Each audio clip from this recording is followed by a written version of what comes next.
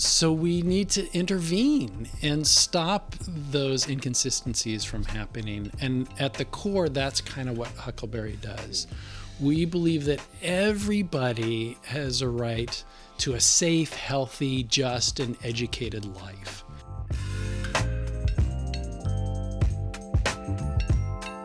That was Doug Stiles, CEO and Executive Director of Huckleberry Youth.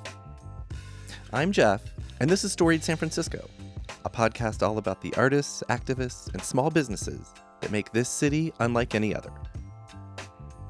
This is part 2 of our episode on Huckleberry Youth. In this podcast, we pick up where we left off in part 1, with Doug sharing the story of how he came to work at Huckleberry. Doug and Denise talk about the history of Huckleberry, as well as the nonprofit's vision and what they're up to today. Here's the conclusion of my conversation with Doug Stiles and Denise Coleman of Huckleberry Youth. Oh, we met before that, actually. I forgot. Oh, so the agency, this is serendipity. Sure. Our agency, and so Denise was already at Huckleberry. She can talk about that. Our agencies had a meeting to talk about, are there ways that we could collaborate together across county? There was discussion about maybe merging or at least thinking about what some form of that would look like. And that none of that worked, so it kind of went away. But that was kind of my thinking about, maybe there's this agency still up there. Mm-hmm. The executive director who'd been there a while, Bruce Fisher, said, he announced his retirement. Okay. For the 5th time. I was going to say, the first time I heard it wasn't the time that he left.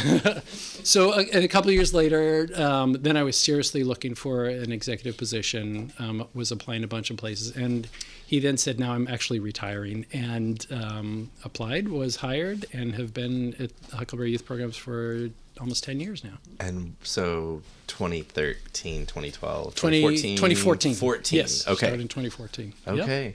And you, do you live in the city? I do live in the city, yes. So okay. I've lived in the city now 25 years. Oh, kind of me too. Yeah.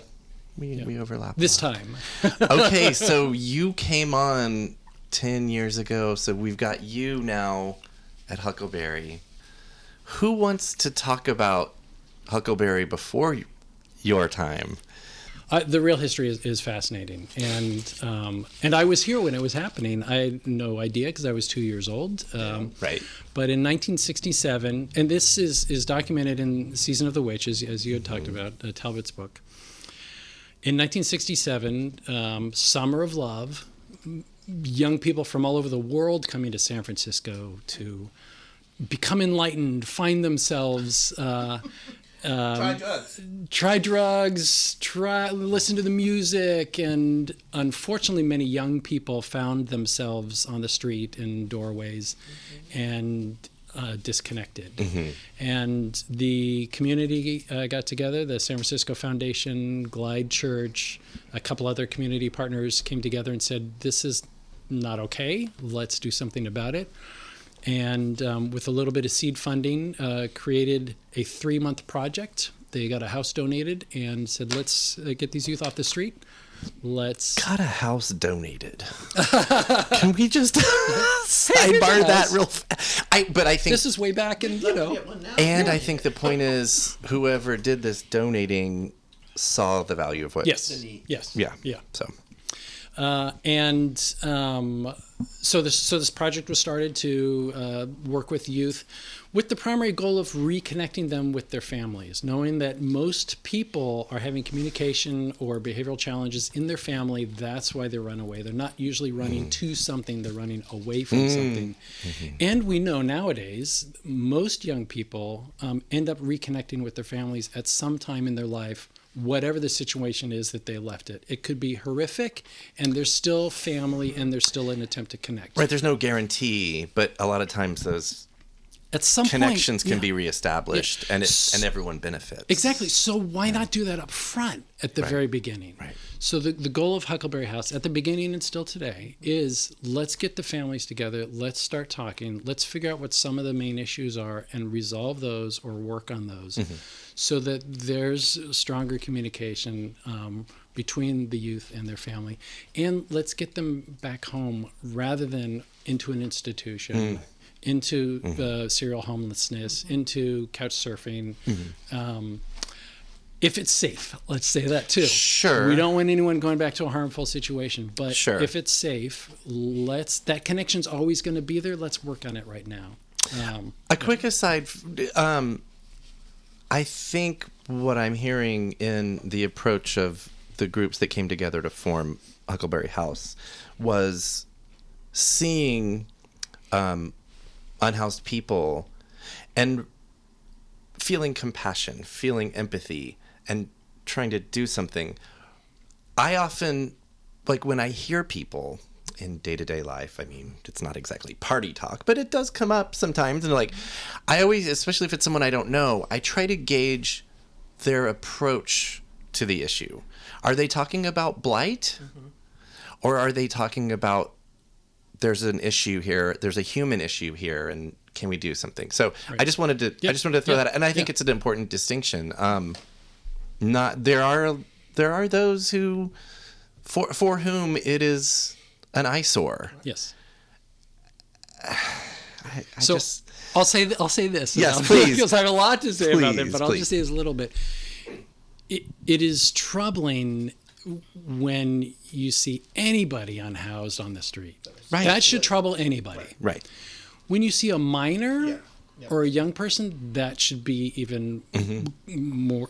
Nobody is born to be a criminal. Nobody is born to be in conflict with their family, yet those things happen. Nobody has the personality of, and if we start with that as this person is in a situation, they may have all the skills to get out of it, and the situation is unbearable, or they may not have the skills to get out of a situation that they in both of those, it's the broader system and their skills that are not interfacing together. And if we can bring those things together, we can change the broader system that's impinging on them, and we can build some skills internally for them. They're going to be much more successful in whatever happens in the future. Yeah. All those things you just said, I was like, well, one of them also is just, confidence, belonging, purpose. And I'm sure those are totally woven into belonging is the fabric of what you guys do. Yeah. Belonging is central to being human. Right. And if you think of adolescence, it is the critical component of that stage. Yes. Yeah. I mean, I come from the perspective of brothers and cousins and stuff. So like I always had that, and friends, and growing up in the 80s and stuff, like it was everybody had 5 or 6 kids. Yeah. You can take it for granted. If it's all you take it for granted. But like, well, I was going to end on the 67 story of the beginning, the origins of Huckleberry, if that's what. The donated house. Well, yes. Yes.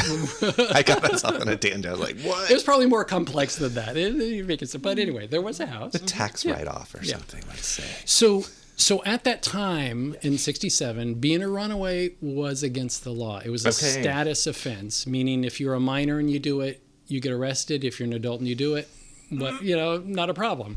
So if you're a minor and you run away, it's against the law, and you get arrested and you get locked up. So if you're a program and you have a runaway in your house, then you are aiding and abetting the delinquency of a minor.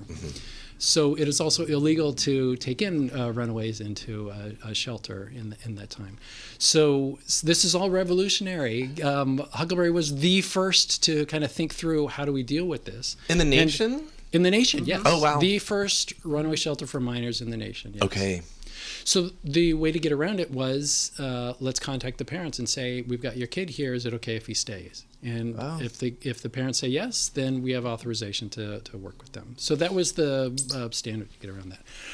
one of the challenges came up when a youth came in, and it's not clear if that call didn't get made or what happened, but a parent complained and said, I don't know what my kid's doing there. They complained to the right people. The police came in and raided Huckleberry House in October of '67, arrested all the young people that were there, arrested... Even the ones that were there, yes, I guess, legally. Yes, everybody got locked up.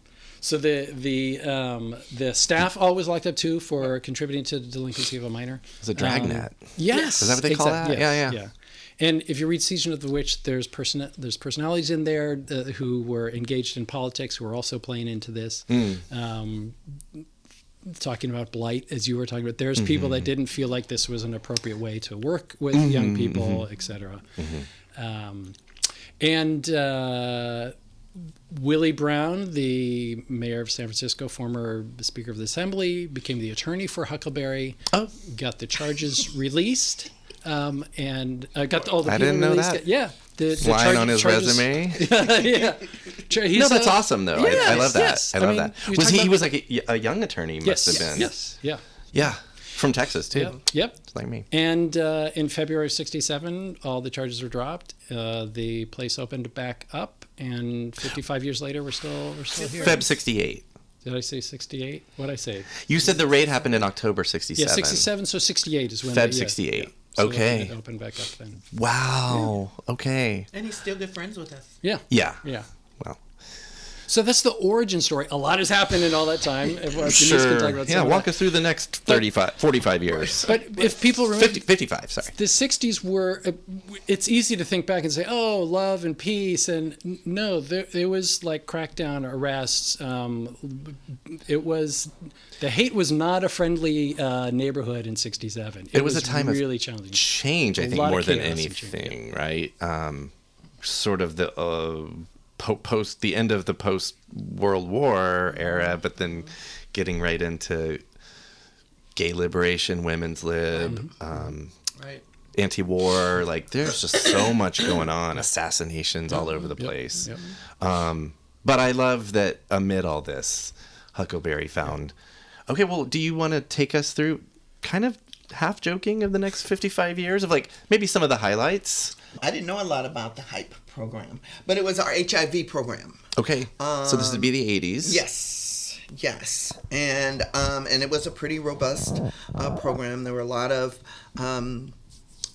TAs and young adults, that were concerned or that were contracting. And so we had counseling, we had testing, not physical medications there, but access to the meds that people would need. We had like maybe at the free clinic. We had a health clinic. Was the free clinic was not y'all's? No. But the Haight-Ashbury Free Clinic in the same neighborhood. In the same exact right neighborhood. Yeah. We were on. I think they're in the book too. Yeah. Yeah. And so it was a huge need. So it was. That's Huckleberry's, I guess, kind of mantra, right? Wherever there's a need, if we can kind of fill that need, then we'll fit in there and we'll fill it. Yeah. And so that's the Cold Street Clinic. And we actually had a clinic in Huckleberry House for the kids. Okay. When Huckleberry House started. In the basement. Like a general clinic or specifically for HIV? No, this was a general clinic. As kids, they came in. Right. They were living on the streets. Right. So you need a doctor. they needed somebody to, kind of check them out. Yeah. We had a staff member at Huckleberry House who is just barely past his teens, who was HIV positive in the late 80s, early 90s, Danny Keenan. Okay. And he said, I don't think it's good to have older people talking to kids. They're not going to listen to you. We need to have kids talking to kids. We need young people. And started to promote how do we have a peer-to-peer conversation around safe sex and all the things that were coming out. And so Huckleberry then applied for a CDC grant, and we were the first to receive a CDC grant for youth HIV/AIDS education in the country.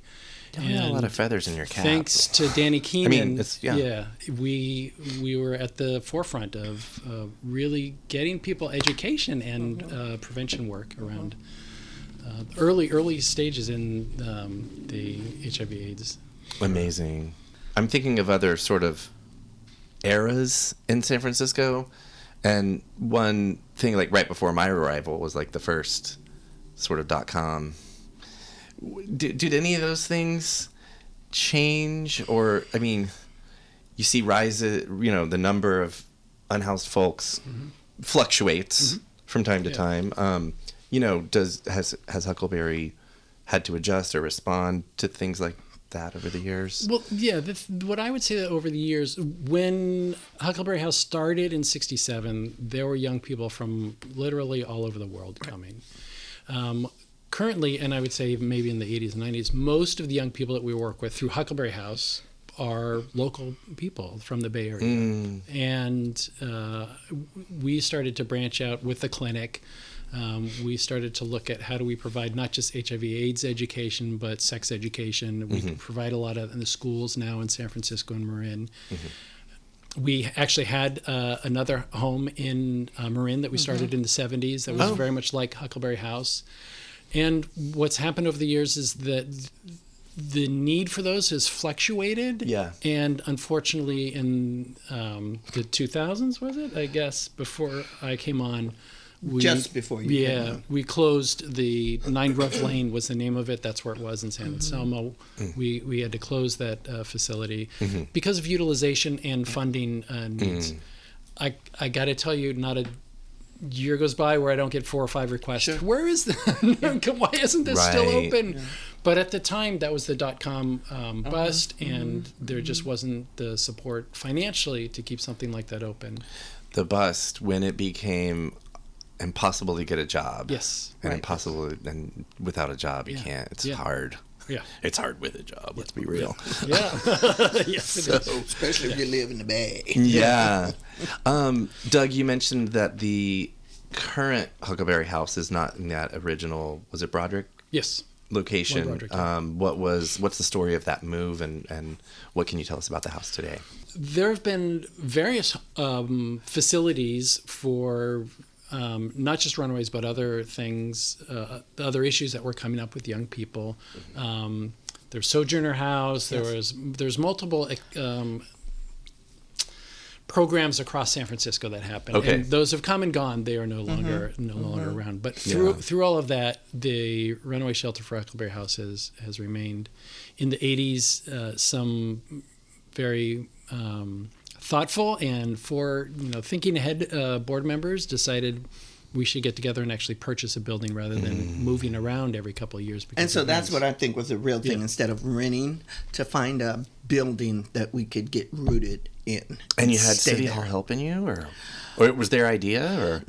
Do we? I don't know. I don't think City Hall helped. Oh, why did I say? Oh, you meant board members. Board members, yes. Board, not board of supervisors. That. Yeah. I'm on fire today, y'all. Members of the board of directors. Yes. Yeah. And raise the funds, purchase the building, which we are now in currently. 2 things. Like I mentioned earlier, I live just up Geary, and so I was aware of the office Geary, and I actually was getting off the bus at Geary Masonic saw the fire that day, and I was like, oh, wow. Yeah. I didn't know it was y'all. Well, it was next door technically, right? But do you want to talk about that? Yeah, the fire. I think that was like Were you your there? first year, right? No. What? No. God, you've been here. I mean, it was 3 or like 4 years, right? A couple years. Either 18 or 19. Yeah, that 20. was. I've been I there wasn't 5-6 years. there, Yeah. but most of the CARC staff was there, and the phone calls. Oh my word! Yeah. So we're located at Geary and Parker for 35 years or so. This is the office, administrative office. Stuff, yeah. We had some programming there, administrative office, and that day we were doing. Since when? Sorry. We were there 35 years. Oh wow! Okay, so most of the existence. Yes. Yeah. Okay. And at that day there was a large training. We had a lot of staff in the building. The Verizon had hired a contractor who was digging some lines for them, and in front of the building hit a gas main. and it sparked and shut up a plume of The fire. rest is history. It was a good 2 hours that the plume was shooting up. So I'm not remembering the time of day. Like, was Hong Kong it's Lounge... midday. Were they open? Yes. There were people inside the restaurant. Yes. Yes. Eating. Yes. And you guys were in your office we were in the office, working. yes. Just like, Yes. like you said, Yes. kind of busy. Yeah. Yep. Yeah. I was not Yikes. there. I was at a meeting across town, and as I was walking out of the meeting, got the call saying, "You better get over here." The call that Something's no going one on." wants. Fire. Yeah. One of those calls. Yeah. Yeah. So I got over here without getting a speeding ticket, and for 2+ hours there was a plume of fire. There were firefighters Gas. pouring water on our building that we were in just to make sure it didn't spread, and unfortunately it did spread a little bit. So a bit of the roof burned, but mostly there's just water damage for 2 hours of hoses there. Yikes. So there's no way we could stay in that building. Yeah. We had a lot of memorabilia in the building. We saved as much as we could. I mean, we have letters from Harvey Milk, Dianne Feinstein when she was mayor back in the 70s. We've got, there was a lot of stuff. Most of it we were able to salvage. That's great. A lot of our administrative stuff in the basement, however, was soaked and ruined. So those were all ruined. And Were you in the office that day too? I wasn't. Okay. I was at one of our satellite offices over on Golf. I think I was on Golf. Yeah. But a bunch of the staff was over here, and everyone was calling. At the frantic, crying. Yeah, it's Just totally traumatized. trauma. Yeah. 100%. And it took the staff a really long time. I mean, we worked with them over months and months and months because they just... So now y'all are taking care of your own. Yeah. Right? That's, wow. Yeah.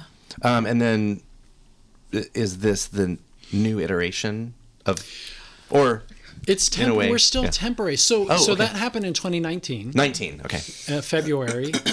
Curiously, a year after that, we went into lockdown for COVID. So we had some temporary placement that we're clear was not going to be permanent, and we were starting to look for a new place for the administrative offices when COVID happened and we locked down. So we have, where we are currently on Gary is a very small place, but it houses all of our storage and then some administrative stuff. We would like to have something bigger, but we kind of thought, COVID, that's going to be, I was thinking a year. Sure. People were saying, a couple months. I was like, no, this will be a year. Well, was it 3 years? The first stay at home was 2 weeks. Yes. Which I'm like, that's cute. Yes. No, I knew. Oh. Yeah. I was ready. That's just to get you used to it. That was horrible. COVID was, to me, the worst thing that could have happened to our kids, our staff, everybody. Were they just able to quarantine at the house then? If they needed to. Oh, okay. So the house stayed open. And to new folks? Yes. Okay. Yes. Mm-hmm. So we the rest of our programs all went remote. They continue to operate. We learned very quickly how to use Zoom and Meets and all of those things. Yeah. Which we were doing a little bit before, but not a lot. Right. Interestingly, the 2 years before the pandemic, we had moved all of our records online. So we were able to move remote pretty quickly with all the administrative stuff because we'd already had done that. That was that because of the lucky timing? Because of the fire, or before the fire? Even before the fire, we were starting to, and then definitely because of the fire, then we just went completely online for all of our records and everything were all digitized and moved online. Mm-hmm. The other topic I wanted to ask about, specific to Huckleberry, is, I was talking about sort of, I guess, societal trends or economic trends or things like that. Drugs. Vis-a-vis your programs. Like, do you have programs for people who either come in addicted or... I mean, when that is an issue for the kids, the program that I kind of oversaw was our justice program. Mm-hmm. CARC is our justice program, and it's the acronym is Community Assessment and Resource Center. Okay. And I was started in 1998 by Delancey Street Foundation. Okay. And they quickly learned that it was impossible for them to run it with the residents that they had. And it was too much. They actually had 2 programs in what was called the Local Action Plan, which was the plan that revamped San Francisco's juvenile justice system. Oh, okay. Okay. And is she still with us today? Yes. Right? Yeah. Yes. Bless her heart. So we started in 1998. Huckleberry took over in 2000. Okay. Delancey Street came to Huckleberry and asked them if they could take over the programming, because we were probably one of the oldest youth serving agencies at that time, and had been doing great work. Yeah.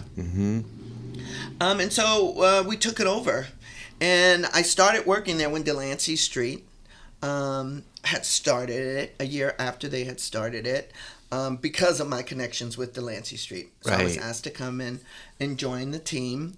And so, Huckleberry started running it in 2000.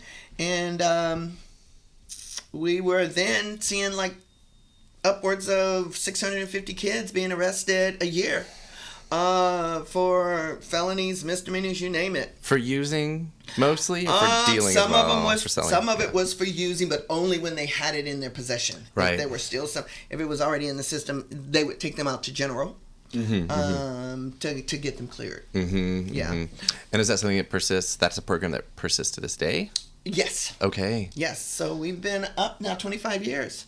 Do you have any idea of the number of people you've helped, or total?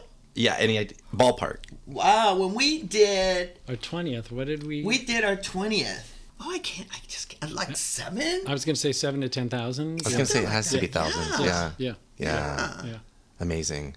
Yeah, and it is an amazing program. Yeah, and the basic concept is, going back to what I said earlier, nobody is born a criminal. And so when somebody's arrested, we don't want them to become a criminal because they enter into systems that start to reinforce We all that. know that we'll do that to people. So let's divert them. Let's connect them to their community church. Let's see what's happening at school. Is there challenges at school? Let's talk to the family and see what's going on, so that they don't become criminals in the future. And that being arrested is a crisis. It's a crisis for the kid, and it's a crisis for the parent. You know, and that the last thing that we want is for our kids to go directly into the criminal justice system from the juvenile justice system. Right. And so, you know, it's really challenging, very challenging. One thing one of you just said, and maybe this will be the last thing we talk about with Huckleberry, and then I've got one thing that I'd like to end on. But I wondered, you must have relationships with schools. Oh yeah. Yep. Can you talk about that and the history, or how it works, or what schools, or? Oh my God, we've had so many different kind of programmings in the schools. We were doing therapy in the schools for a while at 2 or 3 schools. Middle school, high school, or high school? High school. High school. Okay. We were also doing some groups in the Justice School, which is a civic center. Okay. We were doing some boys groups inside the school. We do the physicals for young people that need clearance to get back into school, or when they haven't done them and need them done. What else? In Marin, we have a program that works with young people who would be the first in their family to go to college. These are high school students. Yeah. And what we really look at are not the star A students, but they don't need help. Yeah, but those that are, again, in situations or in families where they're not getting the information about what does it mean to go to college, or what are the requirements even to go into college. We over and over again, young people are told, don't worry about it. For you, college isn't for you. Right. And we step in and say, it may be. It could be. Yeah. And they're telling you don't need this class. You need this class. Right. If you want to go to a CSU, you have to take this class. And so some of it's advocating, but a lot of it is just education in terms of what is the opportunity for you. Meta education. Exactly. Yes. I love it. So in terms of interface with the school, we do a lot of work with Centerville High. We have clinicians there as well doing other things. And in Marin and in San Francisco, we provide a lot of health and reproductive education in the schools. Yeah. So we're deeply... I'm getting that vibe. Yeah. We also have a it. program called Project Ready. Okay. Which has case managers in 2 of the middle schools. Oh. And they are entrenched in the school to deal with young people that have had delinquency issues or truancy issues. And then we work with them primarily through their entire 8th grade to support them into going into the 9th grade, because we research and data shows that when kids drop out, that's when they're going to drop out, between the 8th and the 9th grade. Interesting. So we mentor them, we tutor them, we go into their homes and talk to their families. We have a dedicated therapist. In fact, each one of our programs has a dedicated therapist that works with the young people. That's so important. Yeah, we work a lot with the schools. Okay. Yeah. Is there anything glaring that I'm missing about Huckleberry that we haven't talked about that you would like to talk about? I think we work with adolescents primarily, and the transition aged youth, so those are up to age 24. Okay.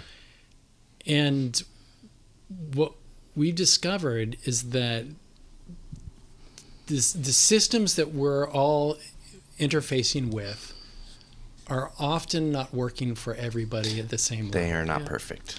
And so we need to intervene and stop those inconsistencies from happening. And at the core, that's kind of what Huckleberry does. We believe that everybody has a right to a safe, healthy, just, and educated life. And when that's not happening, adults need to step in and create relationships and partnerships with young people so that it can happen. Most of the time, people come to us not because they're bad kids or not because they are the problem. Most of the time they come because of the situations that they've gotten stuck into or forced into or happen to step into. And just need a roadmap, need an advocate, need a partner to figure out how to navigate and move forward. And I have one other thing to say really quickly. Absolutely. Is that our pillars of service are health, safety, justice, and education. I love it. And we have programs that identify with each one of those, but all of our programs encompass all of them as well. Beautiful. Okay, the surprise. Every season on our show, we have a theme. This season, the theme is We're All in It. I think that I'm going to guess that Huckleberry and you two as individuals relate to that. But what does that mean to you? So being in it, to me, what I think in terms of Huckleberry services, I am really thinking about the young people in my life, the young people in my community, and I translate that to the broader San Francisco Marin area and say, these are our young people. These aren't the young people over there. These aren't the people in that other neighborhood. These are the people down the street from us. These are our own kids. And we as a community, as a society, are responsible for raising everybody up in the community. So being in it means being in the community and being engaged with everybody, however they show up. And throwing people away, locking people up is not humane. It's the but antithesis it's of the that. antithesis of that, Yeah. exactly. Yeah. And so whether somebody's unhoused, whether somebody's on the street, whether somebody's high, whether somebody's really challenged at school so they don't go anymore, that's the opportunity for us to step in and engage as opposed to wall off and separate. Beautiful. Do you have anything to add to that? Or Yes. your own interpretation or your own What does it mean to you? We're all in it. It means, to me, being in it means disrupting the status quo. You know, I'm a bit of a rabble-rouser. A bit? Just a little bit. Here's a hint. Denise is just a little bit of a rabble-rouser to... And so, you know, I being in it also means pushing back. You know, and being in it means that our kids don't need to be in jail. You know, being in it means that we got to figure out a way how to get our homeless kids off the street. And being in it means educate them appropriately and not virtually. So, yeah, being in it is just whatever it means to support our families, support our kids, support the people of San Francisco into a better way of life.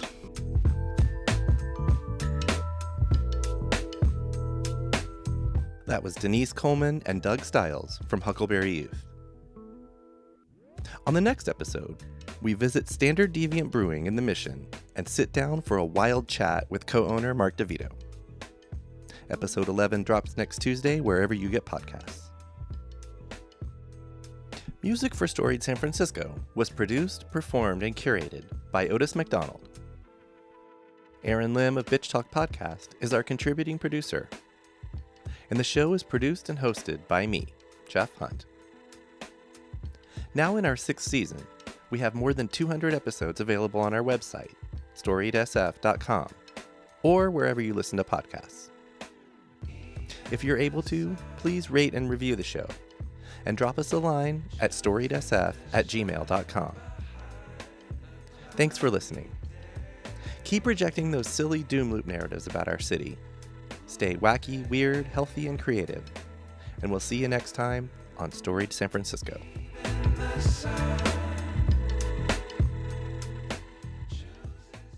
We acknowledge and respect the first humans of the unceded land we call San Francisco, the Ramaytush Ohlone.